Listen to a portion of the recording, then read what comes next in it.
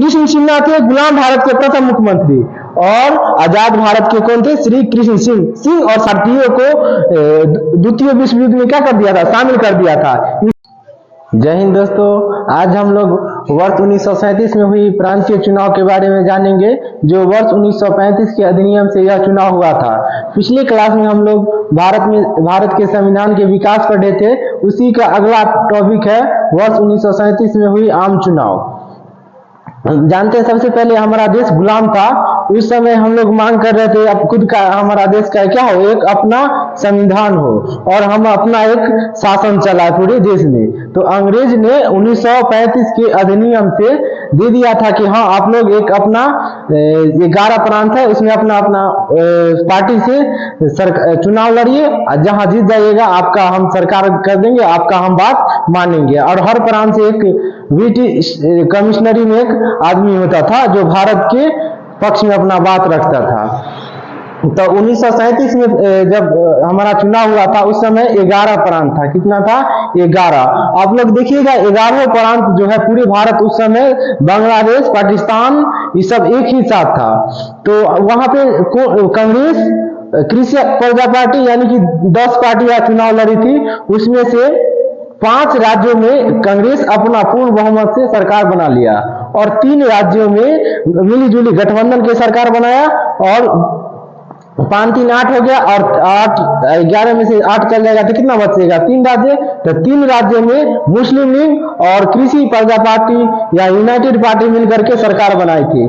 और आप देखिएगा कि कांग्रेस कहां पे सरकार बनाया? तो जहां जहां हिंदू बहुलक क्षेत्र था वहां वहां कांग्रेस का सरकार बना है, और जहां जहां मुस्लिम बहुलक क्षेत्र था वहां वहां पे मुस्लिम लीग का सरकार बना। तो देखिए, जिस समय हमारा देश गुलाम था उस समय भी धर्म और जाति राजनीति पर हावी था, और वर्तमान समय में 75 वर्ष बीत गया फिर भी हमारा देश जाति और धर्म के नाम पर ही वोट करते हैं, न कि शिक्षा और विकास के नाम पर। इसलिए बहुत बड़ा अभिशाप कर सकते हैं इसको। जैसे देखिए, हमारा मुस्लिम लीग कहां जीता था? तो मुस्लिम लीग आप देख रहे हैं बांग्लादेश। तो बांग्लादेश से तो पहले बांग्लादेश कौन देश से अलग हुआ है? भारत से ही। तो भारत बांग्लादेश कौन देश से हुआ था? बंगाल से। तो बंगाल में किसका सरकार बना था? मुस्लिम लीग की। अब चलिए पाकिस्तान की ओर। तो पाकिस्तान में सिंध भी एक जो प्रांत था अपनी पाकिस्तान में। कहाँ है? पाकिस्तान में। तो पाकिस्तान में सिंध का भी मुस्लिम लीग की सरकार बना। फिर पंजाब जो देख रहे हैं, तो पंजाब 50% भारत में है, आधा से ज्यादा पंजाब कहाँ? आधा पंजाब कहाँ है? पाकिस्तान में। तो पंजाब में बना लिया, सिंध में बनाया, और फिर कहाँ बना लिया था?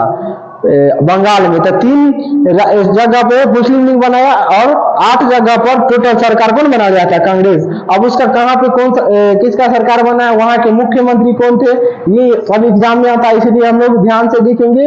और ये बहुत ही निचोड़ हम लिखे हैं, जो आप लोग शायद 5 घंटा पढ़िएगा, उसको हम 20 मिनट में ही हम बेहतर से समझ सकते हैं। जैसे देखिए, सबसे पहले जानते हैं अपना बिहार क्या है? तो बिहार 1937 में ही चुना हुआ था। तो बिहार तो बंगाल से कब अलग हो गया था? 1912 ईस्वी में। और उड़ीसा बिहार से कब अलग गया? 1936 ईस्वी में। तो उड़ीसा भी एक अलग प्रांत हो गया था, और बिहार एक अलग प्रांत था खुद के, और बंगाल एक अलग प्रांत था। तो 3 प्रांत था बंगाल से अलग हो करके। तो तीनों में अलग अलग चुनाव हुआ था। तो सबसे पहले हम जानेंगे बिहार। तो बिहार में जो चुनाव हुआ था, तो उसमें से कौन अपना बहुमत जीते थे? कांग्रेस। कौन जीत गया था? कांग्रेस। और उसके बाद कांग्रेस के मुख्यमंत्री के रूप में कौन चुने थे? श्री कृष्ण सिन्हा। यानी कि गुलाम भारत के यानी गुलाम भारत जब था उस समय बिहार के प्रथम मुख्यमंत्री कौन बने थे? श्री कृष्ण सिन्हा। आजाद भारत के प्रथम मुख्यमंत्री थे श्री कृष्ण सिंह। कौन थे? श्री कृष्ण सिंह। याद रखिएगा, श्री कृष्ण सिन्हा थे गुलाम भारत के प्रथम मुख्यमंत्री, और आजाद भारत के कौन थे? श्री कृष्ण सिंह और सिन्हा में अंतर है। और चलते हैं उड़ीसा। तो उड़ीसा में किसका सरकार बना था? तो कांग्रेस ही कहते। कैसे हम जानेंगे? उड़ीसा भी हिंदू बहुलक क्षेत्र है। तो उड़ीसा में किसका सरकार बना?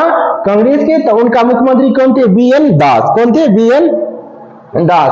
अब उसके बाद जानते हैं मध्य प्रांत। मध्य प्रांत कहते हैं किसका? अभी तो मध्य प्रांत भारत के 28 राज्य, उसका नाम किसी का नहीं है। तो मध्य प्रांत आप अंदाजा लगा सकते हैं कौन हो सकता है, तो मध्य प्रदेश। कौन वर्तमान में मध्य प्रदेश और छत्तीसगढ़ है ना, उसी को हम लोग मध्य प्रांत कहते थे। कौन हो जाएगा, एमपी और छत्तीसगढ़। कौन हो जाएगा, मध्य प्रांत में हो जाएगा एमपी और छत्तीसगढ़। तो वहां पे भी कांग्रेस का सरकार बना था और उसका मुख्यमंत्री कौन थे, बीजी खैर।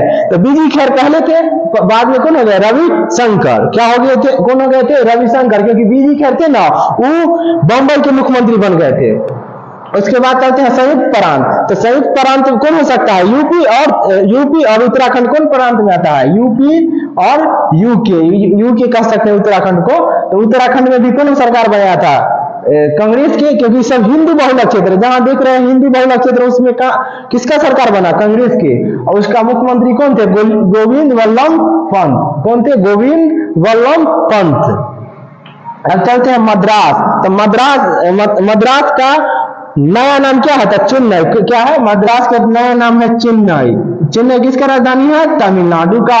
तमिलनाडु कर्नाटक का जो क्षेत्र आता था कौन, इसको मद्रास प्रांत में हम लोग आते थे। मद्रास प्रांत में कौन बने थे, कांग्रेस से। कौन बना था, उसमें हिंदू बहुल क्षेत्र, तो वहां पे क्या बना, कांग्रेस।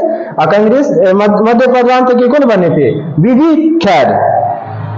अब जानते हैं बीजी खैर बन गए।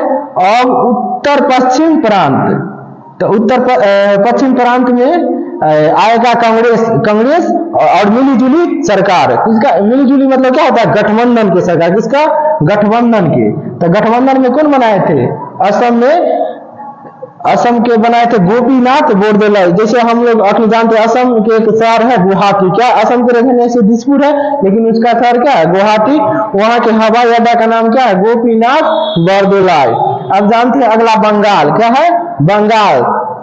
तो बंगाल से तो बांग्लादेश अलग हुआ, तो वहां मुस्लिम की संख्या अधिक था, तो वहां क्या बनाया, मुस्लिम लीग और कृषि प्रजा पार्टी। कौन बनाया था, मुस्लिम लीग और कृषि प्रजा पार्टी। और वहां के मुख्यमंत्री कौन थे, फजूल हक। कौन बने थे, फजूल हक। और उसके बाद जानते हैं सिंध। तो सिंध भी तो पाकिस्तान में था। पाकिस्तान का कौन, सिंध, तो यानी मुस्लिम लीग और प्रजा पार्टी। और इसका मुख्यमंत्री कौन बने थे, गुलाम हुसैन। कौन बने थे, गुलाम हुसैन। याद रखिएगा, मुख्यमंत्री पूछ देता है। जो जब 1937 के प्रांतीय चुनाव हुआ था उस समय सिंध के मुख्यमंत्री कौन थे, तो गुलाम हुसैन। उसके बाद जानते हैं कौन, पंजाब। तो पंजाब तो हम बताए हैं, आधा पंजाब कहाँ है, पाकिस्तान में, आधा पंजाब है भारत में। तो उस समय तो पंजाब में मुस्लिम लीग और यूनाइटेड प्रजा पार्टी वहां अपना बहुमत बनाया था, दोनों मिलीजुली करके। और उसके वहां के मुख्यमंत्री बने थे सिकंदर खान। तो 1937 में चुनाव हुआ था। और उसके बाद इसका जो सरकार बना, तो उसमें सभी अपना मिलजुल कर, कोई भी अंग्रेज था वो निर्णय किससे पूछ करके ले रहा था, यही 1937 के जो आम चुनाव हुआ था उससे। पर 1939 में प्रथम विश्व युद्ध हुआ, 1939 द्वितीय विश्व युद्ध 1939 से स्टार्ट हुआ था, शुरू हुआ था। तो इस कांग्रेस से बिना पूछे हुए भारतीय को विश्व युद्ध में शामिल कर लिया। तो वहां के, जैसे मान लीजिए यहाँ के नीतीश कुमार मुख्यमंत्री हैं, और नीतीश कुमार से बिना पूछे हुए मान आम जनता काम करने लगे। यानी कि नीतीश कुमार जो कोई कानून बनाए उसका नियम लागू ना हो और जनता खुद का नियम लागू कर दे, तो वहां पे तो नीतीश कुमार को बोलना हो जाएगा। तो नीतीश कुमार की क्या होगा, वहां पे मुख्यमंत्री पद से त्याग लेना पड़ेगा। तो उसी प्रकार कांग्रेस से पूछे बिना भारतीयों को द्वितीय विश्व युद्ध में क्या कर दिया था, शामिल कर दिया था। इसीलिए वहां के जो कांग्रेस के जितने मंत्रिमंडल थे वो इस्तीफा दे दिए कि हम मुख्यमंत्री नहीं रहेंगे, क्योंकि जब हम मुख्यमंत्री, जब हमारा सरकार है तो हमसे पूछ करके ना भारतीयों को द्वितीय विश्व युद्ध में शामिल कीजिएगा। तो बस इससे नहीं पूछा। और 22 दिसंबर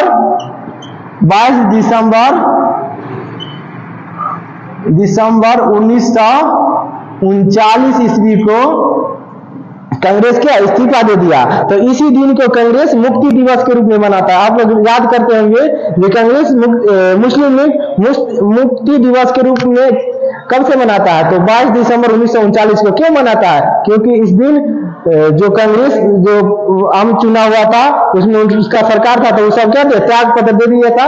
और मुस्लिम लीग से आता था, क्योंकि उसको तीनों राज्य में वो भी मिली जुली सरकार बना था, इसलिए नाराज था किससे, ये कांग्रेस से। और कांग्रेस जब इस्तीफा दिया तो वो बहुत ही खुश हो गया मुस्लिम लीग और उसको मुक्ति दिवस के रूप में मनाया। और अभी पूछता है कि कितना दिन तक सरकार चला था, तो 28 महीना तक। कितना दिन तक चला था? 28 महीना तक। धन्यवाद दोस्तों।